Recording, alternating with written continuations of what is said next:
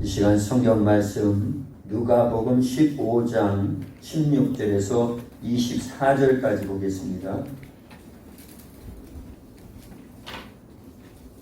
성경 누가복음 15장 16절에서 24절까지요. 한 절씩 교독하시고 마지막 24절은 같이 읽겠습니다. 16절 제가 먼저 봅니다. 그가 돼지 먹는 귀염 열매로 배를 채우고자 하되 주는 자가 없는지라. 예수께서 이르시되 내 아버지에게는 양식이 부족한 죽음이 얼마나 많은가. 나는 여기서 주여 죽는구나. 내가 일어나 아버지께 가서 이르기를 아버지 내가 하늘과 아버지께 죄를 지었사오니 지금부터는 아버지의 아들이라 이거를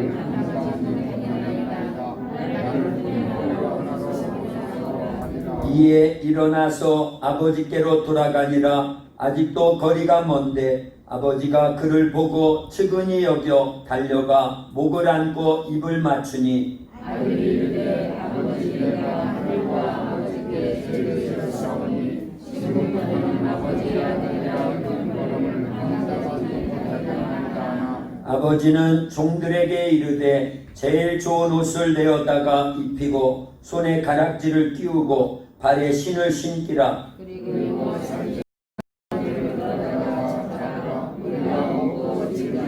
같이요. 이 내 아들은 죽었다가 다시 살아났으며 내가 잃었다가 다시 얻었노라 하니 그들이 즐거워하더라. 아멘. 할렐루야. 코로나19로 인해서 비대면 예배 50인 이하밖에 못 모이는 그런 상황인데, 이런 어려운 시국에도 하나님 앞에 나와서 예배드리는 저와 여러분 모두에게 하나님의 크신 사랑과 은혜와 축복이 가득하기를 예수님의 이름으로 축원합니다. 아멘. 우리 옆에 분들 앞뒤로 다정하게 인사합니다. 참 잘 오셨습니다. 예수님 사랑으로 사랑합니다. 말씀에 큰 은혜 받으세요. 인사하겠습니다. 사랑하는 성도 여러분, 우리가 예수님을 믿고 신앙생활을 하는 목적은 천국에 가서 영원히 살기 위해서 신앙생활을 하고 있는 줄로 믿습니다. 누가 천국에 갈 수 있느냐?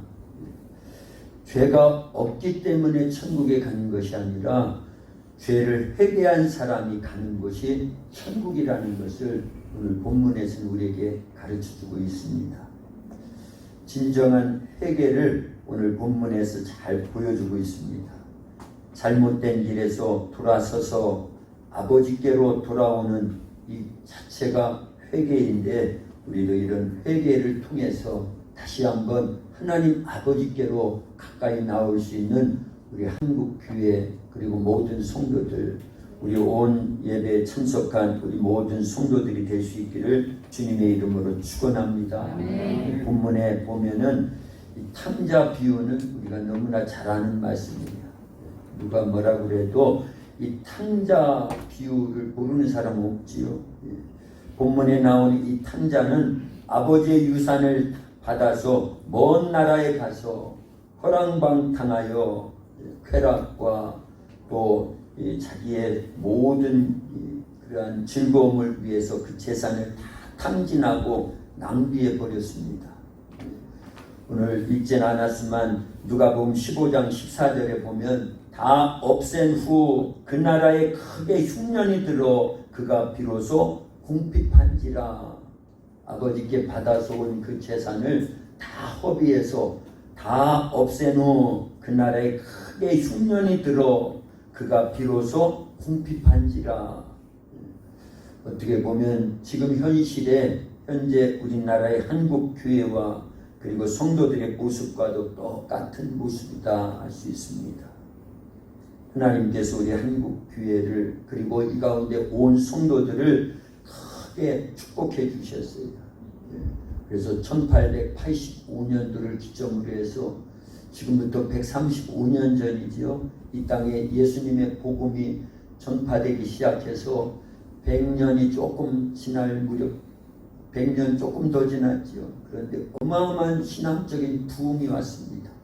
그래서 88 올림픽 전까지만 해도 교회를 개척만 하면은 물밀듯이 성도들이 예수님 믿겠다고 사람들이 회개하고 주께로 돌아와서 교회 빈자리들이 가득가득 차는 그런 대부흥기를 거쳤습니다. 근데 오늘날 보면은 88 올림픽 이후 경제적인 발전이 이루어지고 우리나라가 잘 살게 되고 평안하고 안전하게 되니까 서서히 영적 생활, 신앙 생활이 나태해지고 게으러지고 안일해지고 하나님을 믿는다 하면서도 형식적이고 외식적이고 교회 안에 기복주의 그리고 인본주의, 세속주의, 만몬주의, 배금주의, 현실주의, 혼합주의 이런 하나님이 가장 원치 않는 그런 세상의 모든 것들을 교회 안으로 다 끌어들여 가지고 이것이 하나님을 섬기는 것이냐 그리고 신앙생활은 이렇게 하는 것이 온당하다 하는 식으로요 우리가 잘못된 신앙생활을 지금까지 해왔습니다.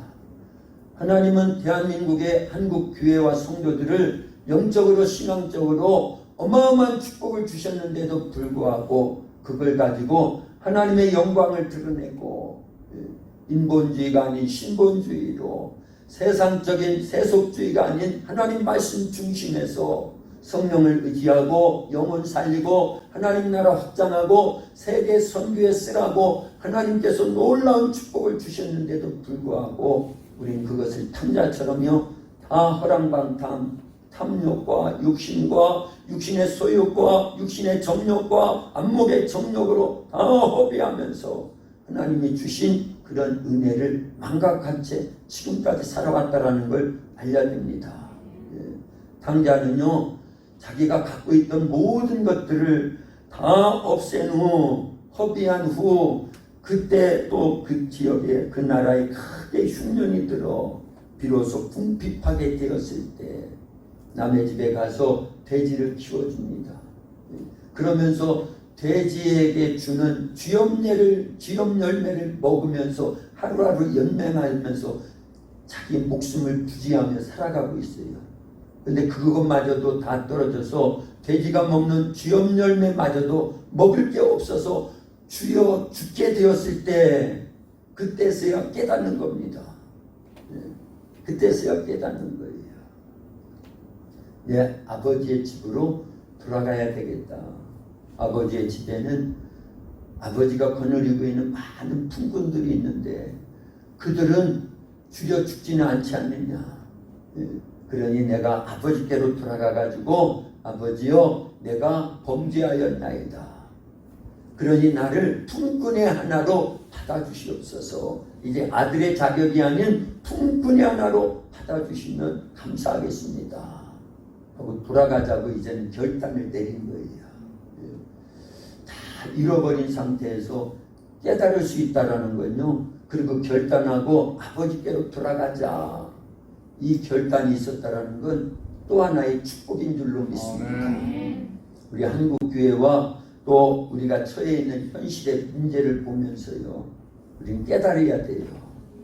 하나님께서 왜 오늘날 우리 한국교회와 또 우리 성도들에게 이런 고난의 시간을 허락해 주셨는지 깨달아야 됩니다. 그리고 돌이켜야 됩니다. 그리고 아버지께로 가야 됩니다. 아버지께로 더 가까이 가야 됩니다. 탕자는요 비로소 깨달았다라는 거예요. 그나마 깨닫고 아버지께로 돌아오니까 아버지는요 그 아들이 죽었던 줄로 알았는데 살아서 돌아온 것이 너무너무 기쁜 거예요. 하나님께 감사한 거예요. 그래서 그 아들을 다시 마주했다라는 겁니다. 깨끗이 목욕시켜주고요. 새 옷으로 갈아입히고요. 새 신발을 신겨주고요. 금가락지를 끼워주면서 이는 내 아들이다라고 다시 그런 축복을 주시더라는 거예요. 그리고 동네 사람들을 다 초청해서 송아지를 잡아서 잔치를 벌였다는 거예요. 이런 회복이 오늘날 우리 한국교회와 성도들에게도 있어야 될 줄로 믿습니다. 회개라는 것은요 깨닫는 것만이 아니에요. 아 내가 잘못했구나. 그리고 뉘우치는 것만으로 깨닫는 게 깨닫고 뉘우치는 것으로만 그게 회개가 아닙니다. 잘못된 것을 깨닫고 뉘우쳤다고 하면 돌아서서 아버지께로 오는 거예요. 자기의 잘못을 아버지께 아뢰는 겁니다. 아버지, 내가 이렇게 허랑방탕하고 그래서 아버지의 재산을 다 허비하였습니다. 그래서 이렇게 죽게 되었을 때 비로소 깨달았습니다. 그러니 아버지께로 왔습니다. 우리 한국교회가 이런 회개의 시간이 있으면 좋겠습니다. 우리 한국교회 모습이 어떤 모습인지, 지난번에 저는 이제 목양실이 그 방송실을 통해서 2층으로 올라가면 저 이 위에서 창이 조그마한 창문이 하나 있습니다. 그 앞에서 늘 앞을 보면서 성경 말씀을 읽고 묵상하고 다른 훌륭하신 목사님들 설교 말씀을 듣고 그러면서 한 주간을 말씀을 준비하고 기도하고 그런 시간들을 많이 가져요. 수요일 나오신 분들은 대충 들었습니다만 며칠 전에는 저 위에서 창문으로 내다보는데 저 앞에 이제 비가 그렇게 많이 여러 날 왔는데도 불구하고요, 벼는 잘 자랐어요. 그리고 언제 익었는지 벌써 누릇누릇해지면서 익어가고 있어요. 그러니까 이 벼가 익어가면은요, 농부들도 좋아하는데 누가 또 좋아하는 줄 알아요? 참새들이 좋아합니다. 그래서 참새들이 익은 그 벼이삭을 쪼아먹기 위해서 떼를 지어서 날라오니까 저 앞에 우리 도학교의 길 건너에 바로 있는 그 논밭에 논에 할아버지 한 분, 농부 할아버지가요, 마음이 급하신 거예요. 그래서 뭐 하시나 그랬더니 앉아가지고요, 뭐를 계속 조립을 합니다. 나중에 보니까 장대 높이에다가 끈을 달아가지고 3만 원짜리 가짜 독수리를 매달아 놨어요. 근데 하루가 지나고 이틀이 지나고 며칠이 지나는데도 이 가짜 독수리가 끈에 매달려서 그 장대에 그냥 대롱대롱 있지 날질 않는 거예요. 왜 그런가 봤더니 바람이 안 부는 겁니다. 바람이 안 불어요. 바람이 불려 그것이 날개를 펴가지고 쭉 날이야 가짜지만, 가짜 독수리지만 그 모습을 보고 참새들이 도망갈 건데 바람이 안 부니까 그냥 매달려 있어요. 얼마 전에도 전에도 한번 이런 얘기 나눴지요. 우리 대한민국의 교회와 성도들이 오늘날 헐헐 나르는 진짜 독수리의 목숨이 아닌 3만 원짜리 가짜 독수리화 됐다. 확제화가 됐다. 성령 충만하고 말씀으로 날마다 새로워지고 하나님의 전지전능하신 능력하에 예수님의 이름 권세로 주님이 흘리신 그 보혈의 복로 의지해서 담대하게 강하게 그런 영적 신앙생활을 했던 때도 계속 있었는데 오늘날 한국교회와 성도들은 가짜 독수리처럼 아무런 힘이 없어요. 참새들이요, 이제 바람이 불면 저 독수리가 이렇게 날면은요, 며칠은 그대로 그 독수리가 날 때는 고기를 피해서 다녀요. 근데 며칠만 그런 똑같은 자세로 날기 시작하면 참새들이 얼마나 영리한지 몰라요. 똑똑합니다.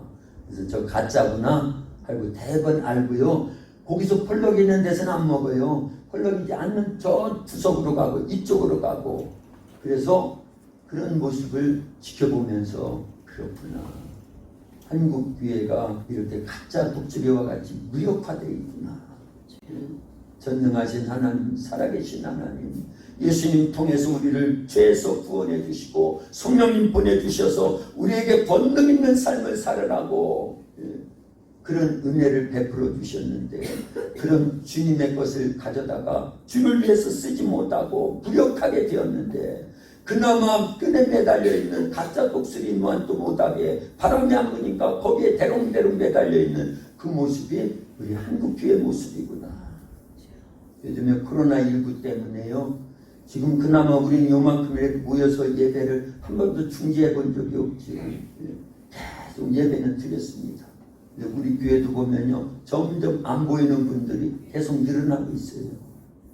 그렇다고 교회 나오세요 나오세요 할 수도 없어요. 그런데요, 큰 교회들, 중대형 교회, 그 교회들의 모습을 보면은요, 코로나 이후에 지금 7개월 정도 지났지요. 그러면서 교인들이 3분의 1 정도가 떨어져 나갔어요.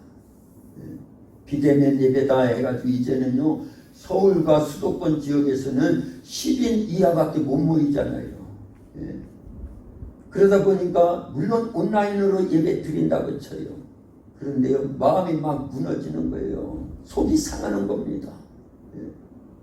제가 아는 큰 교회는요, 한 번 딱 예배 드릴 때 앉는 좌석수를 보면은요, 11,000명 정도가 들어가는 것이 있어요. 여의도 순복음교회도 12,000명 정도가 들어간다고 그러지요. 근데 만약 한번 생각해보세요. 상상해보세요. 우리가 지금 볼 수는 없지만요. 10,000명이 앉아서 예배 드리던 그 시절이 있었는데 어느 날 갑자기 코로나19 때문에 10명 이상은 모이면 안 됩니다. 그러니 몇 명이 모여서 예배 드린 그 자리에 그 어마어마하게 큰 교회에 10명밖에 못 모여서 예배를 드린다. 물론 온라인으로 드린다고는 해요. 이게 막 속상한 거예요. 그래서 어제 밤에도 오늘 새벽에도 이 앞에 남아가지고 하나님 앞에요. 하나님, 우리 한국교회가 어쩌다 이렇게 됐습니까? 이제는요, 이제 지금 벌써 하반기가 되었지요. 상반기 때 벌써요, 4월달, 5월 때 예측하는 것이 있어요. 교회 연구소, 성장 연구소 이런 데서요. 하반기 때 다시 이 코로나가 재확산이 된다고 하면은 교회가 전국적으로 6만 교회가 있대요. 모든 교파를 초월해가지고요. 6만 교회가 있는데 하반기 때 재확산이 돼가지고 다시 또 어려움이 생기기 시작해서 비대면 예배를 드려야 되고 그런다고 하면은 하반기 때까지 올 한 해 동안에 전국에 있는 6만 교회 중에 1만 5천 개의 작은 교회들은요 다 문을 닫아야 된다는 거예요. 그래서 지금도 문 닫는 교회들이 수없이 많습니다. 큰 교회라고 어려움이 없을까요? 중형 교회, 대형 교회라고 어려움이 없을까요? 그동안 크게 교회를 짓느라고 부채가 있던 교회들은요 지금 어마어마한 재정적인 위기에 와 있습니다. 그리고요 벌써 이 팬데믹이 오기 전부터도 사실은 한국교회는 위기 상황에 와 있었습니다. 그래서 그동안 기도원들이 있었죠. 영세한 기도원들이요. 그 교회 기도원들이 어디로 팔려가고 있었냐면 불교의 암자로 팔려가는 거예요. 이거 속 터질 일이 아니냐는 거예요. 교회들이 이제는요 우후죽순으로 재정적인 어려움에 와서 전국의 미자립 교회들이 어마어마하게 많잖아요. 그런데 못 모이니까 예배를 못 드리니까 이제는요 올 말까지 가면은 전국적으로 1만 5천 개의 교회가 문을 닫아야 된다는 거예요.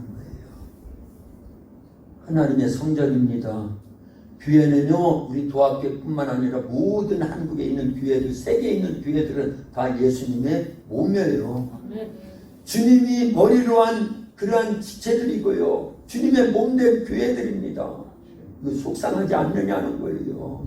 이유를 막론하고 가네요. 어떤 이유에서 그랬든지 간에 교회가 문을 닫고 교회가 위축되고 정상적인 예배를 못 드리고 그 큰 교회에 10명만 모여서 예배를 드려야 되는 그 현실이요 비참하리만큼 비통하리만큼 하나님 앞에서 우리가요 눈물로써 회개해야 될 그런 상황에 와 있는 줄로 믿습니다.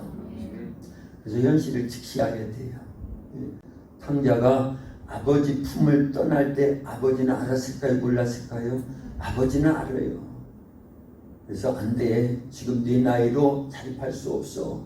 이 돈 갖고 네가 가면 정상적인 생활할 수 없어. 그래서 말리기도 하고요. 안 된다고도 하고요. 안 보내주려고 했을 겁니다. 그런데 그 아들은요 모르는 겁니다. 전 인류는 아버지의 품을 떠나 사는 탕자와 같아요.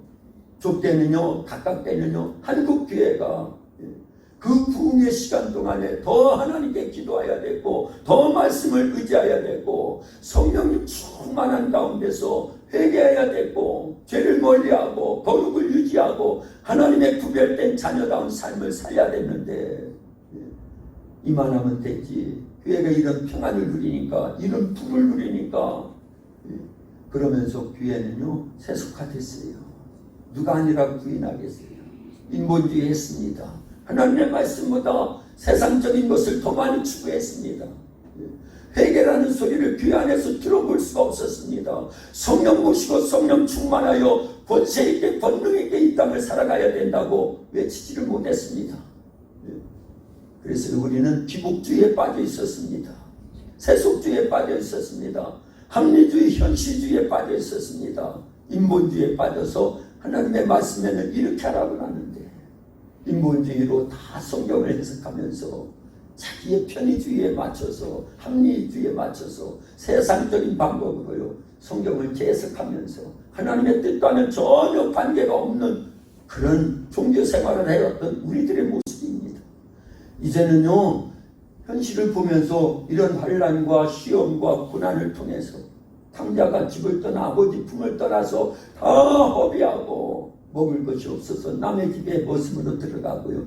그때 먹을 것도 돼지가 먹는 쥐옥 열매도 없어서 죽고 있을 때 배고픔 속에서 깨닫고 아버지께로 돌아가야 되겠다.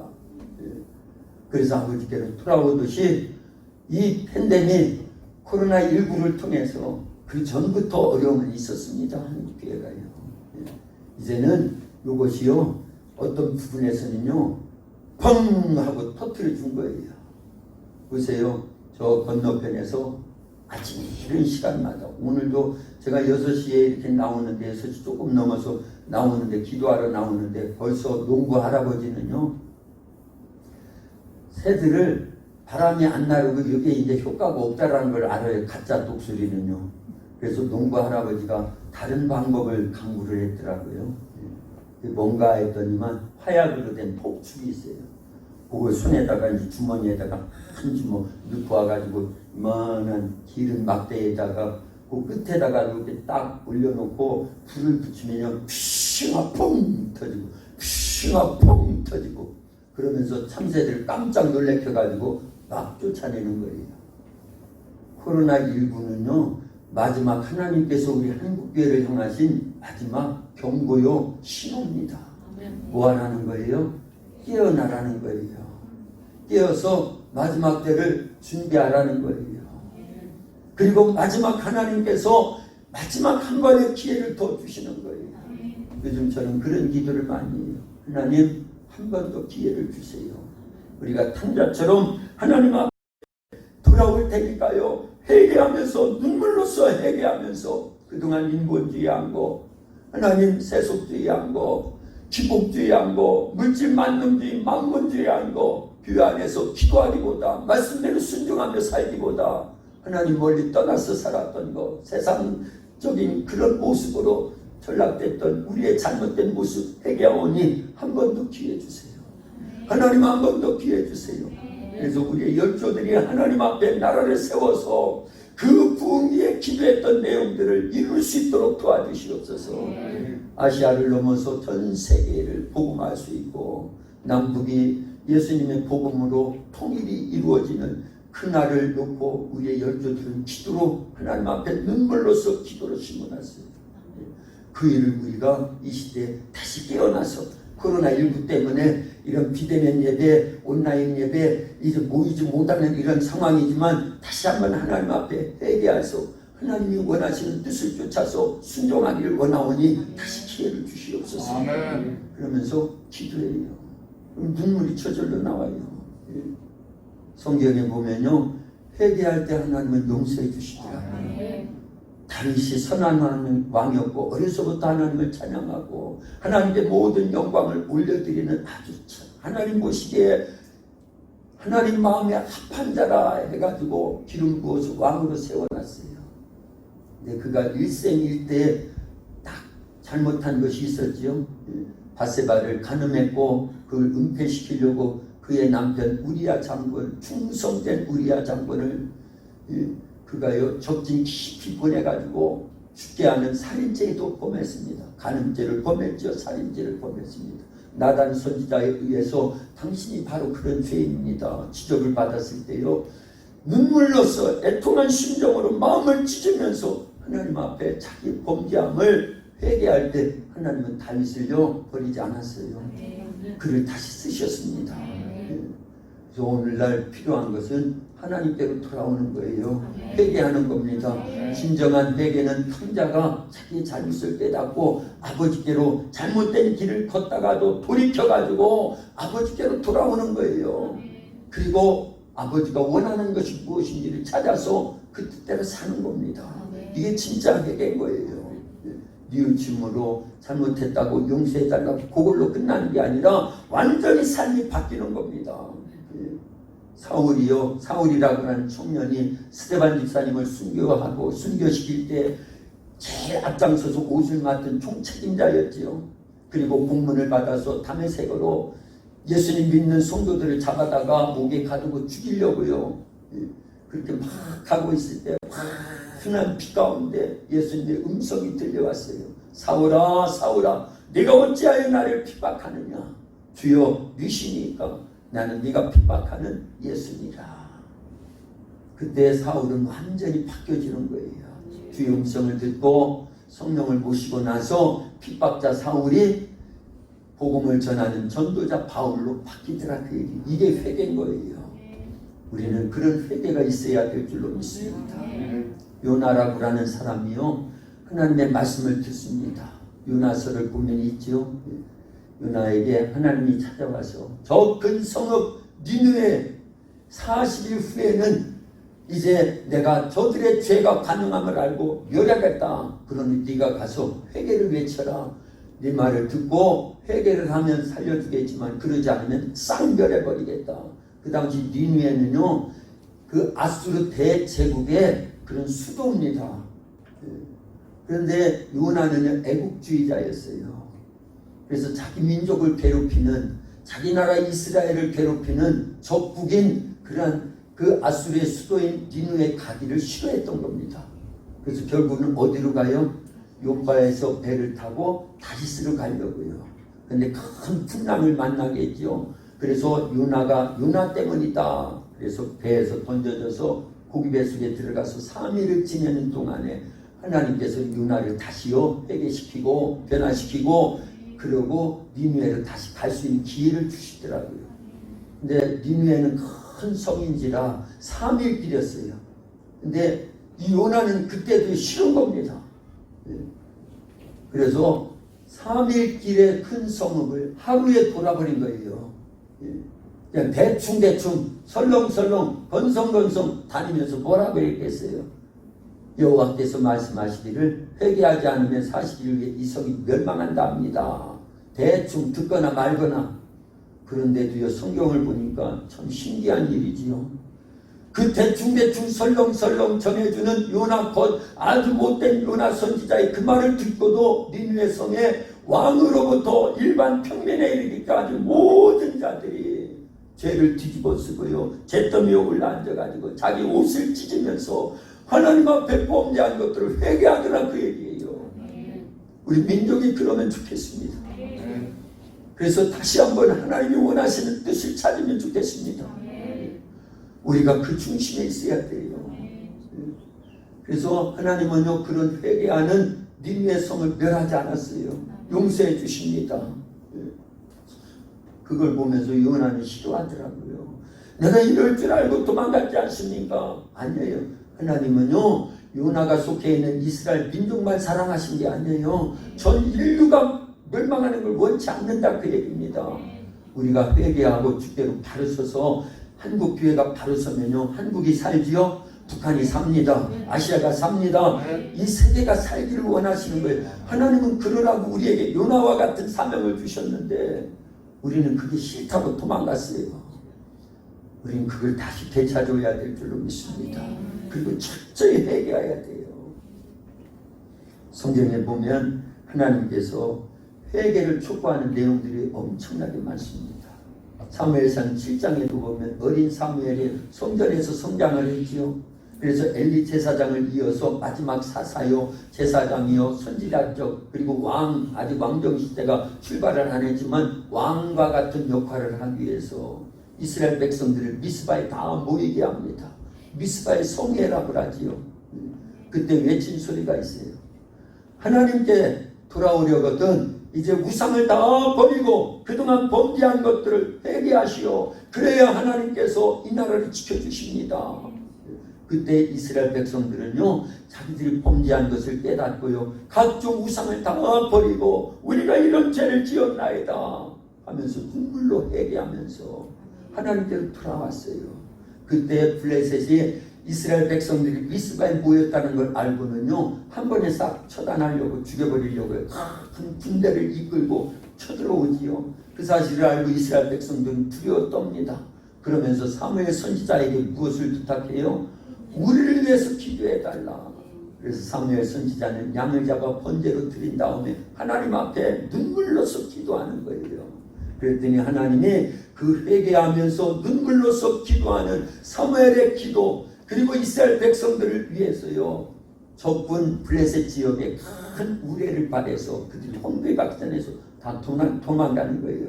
뒤쫓아가면서 전체를 다 벳갈이라고 하는 곳까지 쫓아가서 이스라엘 백성들이 블레셋과 싸워 승리하여 에베네셀에 있다. 여기까지 도우신 하나님이다.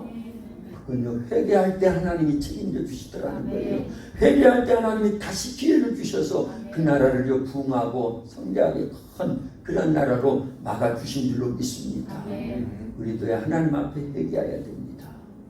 열왕기상 18장에 보면 이스라엘에서 활동하던, 북이스라엘에서 활동하던 그 시대의 선지자 엘리야 선지자가요, 아합왕한테 제안을 하지요. 지금 3년 6개월 동안 비가 내리지 않는 이유는 왕으로부터 온 이스라엘 백성들이 하나님을 떠나 바알과 아세라 신 우상을 섬기기 때문입니다.